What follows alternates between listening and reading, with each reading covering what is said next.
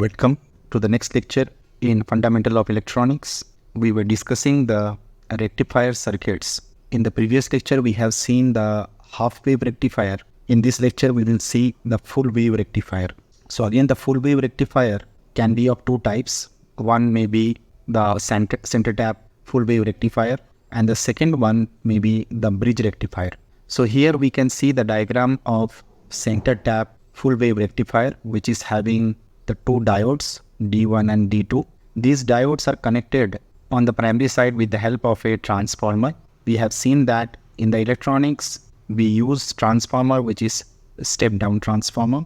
So the transformation ratio N1:N2 will be in such a way that the number of turns in the secondary winding has to be less than number of turns in the primary winding, and you will be getting a potential on the secondary side which is less than the primary voltage. So primary voltage and secondary voltage both are related to each other with the help of the transformation ratio.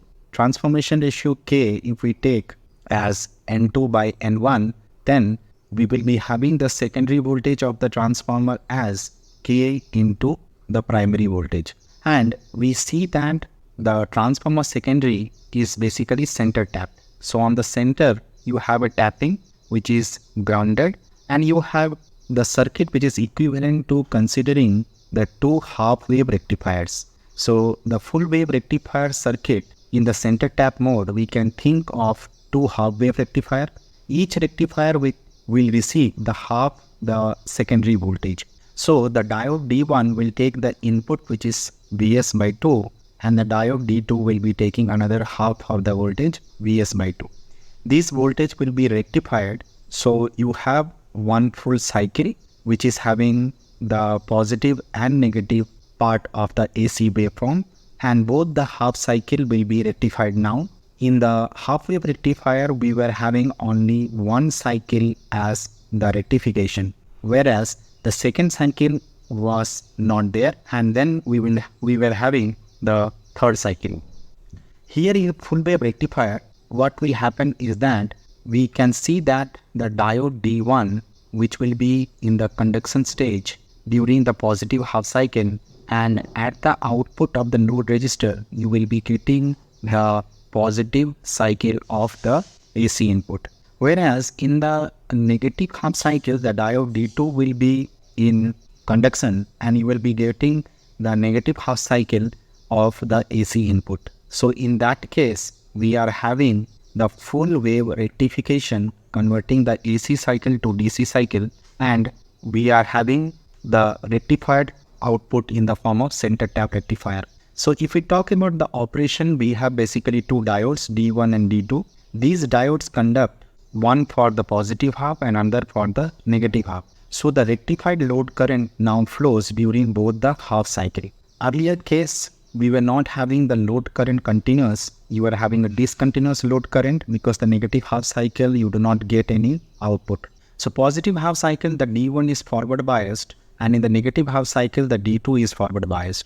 So in the forward biased of the positive half cycle, you will get positive load voltage across the load resistor, whereas in the negative half cycle, you will get the positive load voltage in the second diode D2 being the forward biased. So both way we are getting basically the positive load voltage only. When we talk about the output characteristic, the same load voltage polarity during both the half cycle we are getting, and the load current direction remains constant. So we are not changing the load current direction, and hence it is a DC cycle. So what we have is both the AC input is now rectified, and we are having in the same direction as the load current, which remains constant.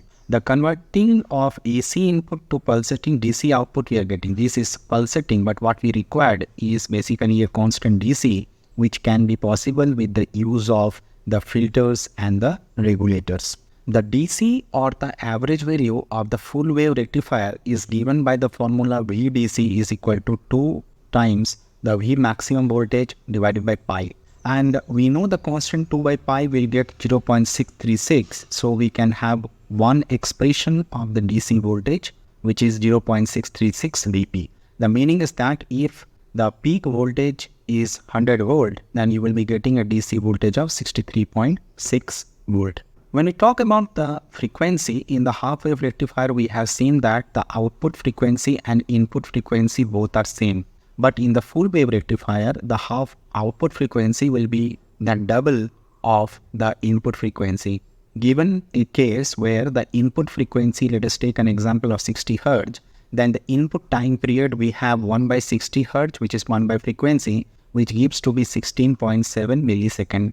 And the output period, time period, will be equal to the half of the input time period, which gives 8.33 millisecond. The output frequency now we can compute by taking the reciprocal of the time period of the output, which gives to be 120 Hz. And hence, the general relationship we can say that the output frequency is twice the input frequency for the full wave rectifier. Full wave rectifier can be thought of two back-to-back half-wave rectifier circuit.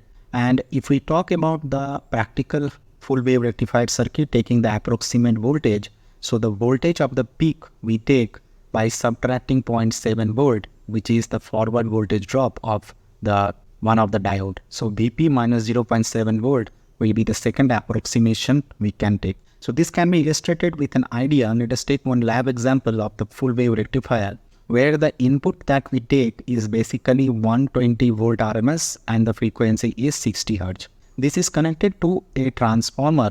The transformer is having the ratio of 10:1. So it means that if you give 120 volt, then here you will be having the step down. Now, what is the maximum voltage? Because all the calculation we are doing from the maximum voltage point of view. So maximum voltage will be root 2 times the RMS voltage. And here the RMS voltage, we have taken an example of 120 volt. So the maximum voltage is 170 volt. Now, at the transformer secondary, we are having the turns ratio of 10. So 170 by 10 will give you 17 volt. And this is again the maximum voltage at the transformer secondary. And hence the input of one of the diode, because this is a center tap, so we have to take half of this 17 volt, which is equal to 8.5 volt. So the output voltage, we can say that it is 8.5 volt by one of the diode, which is the rectified DC output. But from the second approximation formula, we have to subtract minus 0.7 volt from 8.5 volt, then we can get 7.8 volt. So if we talk about the practical approximation, our answer is 7.8 volt. But if we talk about the voltage, which is ideal condition of the diode, it is 8.5 volt.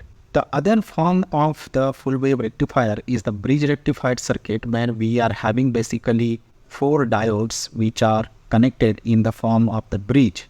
And these diodes will be conducting with in such a way that the full wave output voltage we will be getting. So diode D1 and D2 will conduct in the positive half cycle, when the diode D3 and D4 are conducting in the negative half cycle. So 2 diodes will be conducting simultaneously in one half cycle, other 2 diodes will be conducting in the next half cycle. So the rectified load current will flow during both the half cycle. So again, similar to center tap rectifier, we will have the load current which is rectified and it is flowing during both the half cycle.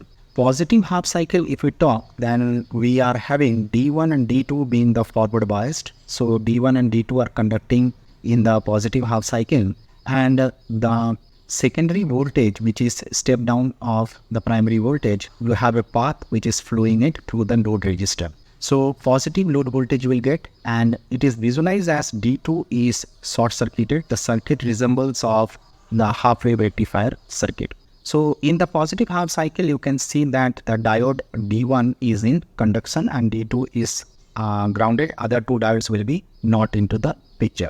Whereas in the negative half cycle, if we talk about, then D3 and D4 both are forward biased, and you produce a positive load voltage. Here the D3 is visualized as short circuit and the circuit resembles half wave rectifier. So 2 diodes will come in one of the positive half cycle and another 2 diodes will come in the another negative half cycle. In this way we get the rectified DC out. So output characteristic, if we talk, then the same load voltage we will get in the polarity during both the half cycle, and the load current direction will remain constant. It will convert the AC input to a pulsating DC output, and the advantage that we have here in center tap bridge rectifier is we use the entire secondary voltage as compared to the previous center tap rectifier. So we are having the full rectification of both the half cycle. Now again, if we take the mathematical derivation of this formula related to the average value, so VDC will be 2 VP by pi. So again, it will be 63.6% of the peak value. And if you give 100 volt, then we'll get 63.6 volt as the DC output. The output frequency is again the twice the input frequency. So if you have 60 Hz, then we'll get 120 Hz. Advantage is it uses entire secondary voltage, and you will be getting the twice as much the peak voltage and DC voltage compared to center tap full wave rectifier. So compared to center tap, it is better because you are basically using the entire secondary voltage and you are getting twice that of the peak voltage. In center tap, you are getting only the half. So the terminology that we use for a full wave rectifier circuit can be conventional full wave rectifier circuit, two diode full wave rectifier circuit, or center tap full wave rectifier circuit. So different terminology it is being used. The output voltage in this case will be the input voltage minus 1.4 volt. So this 1.4 volt is coming because two diodes you have. So 0.7 volt for one diode, it will be forward drop. So total 1.4 volt will be there. So you have to subtract 1.4 volt, two diode drops to get the accurate peak load voltage calculation. The summary table of all the rectifiers that we have discussed, the half wave rectifier, the full wave center tap rectifier, and the bridge rectifier. If we talk about the number of diodes, then half wave rectifier will have one diode, whereas full wave rectifier, center tap, we have two diodes, and bridge rectifier, we have 4 diodes. The rectifier input, what we have is Vp. If we take, then it is half that we get in full wave, but we get the full in the bridge rectifier. The peak output, if we talk about, again here in the full wave rectifier, we have half, other we are getting the same as the full wave. We have to subtract 0.7 volt in both the half wave as well as full wave, but with the bridge rectifier, because two diodes are conducting simultaneously, we have to subtract 1.4 volt. DC output formula, here we have Vm by pi in half wave, 2 Vm by pi in full wave, and again 2 Vm by pi in bridge rectifier. When we talk about the ripple frequency, so ripple frequency will be twice in full wave rectifier, whether it is full wave center tap or bridge rectifier, but it is only the same as the input frequency when we talk about the half wave rectifier.